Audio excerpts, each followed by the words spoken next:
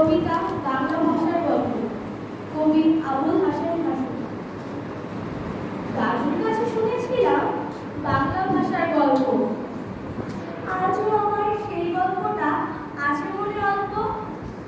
গল্পখানা শোনাতে আজ করবো আমি চেষ্টা, শর্ত হলো যারা সবাই শুনেছে এই শেষটা। বাংলায় শুরু হলো ভাষা আন্দোলন, বাংলা হবে রাষ্ট্রভাষা, সবাই করে কম।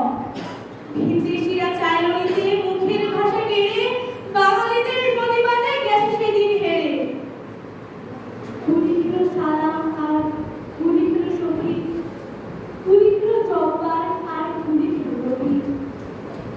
আরো অনেক শহীদ করে নিজের জীবন দান, তবু তার ন্যায় নিয়ে ভাষার অপমান।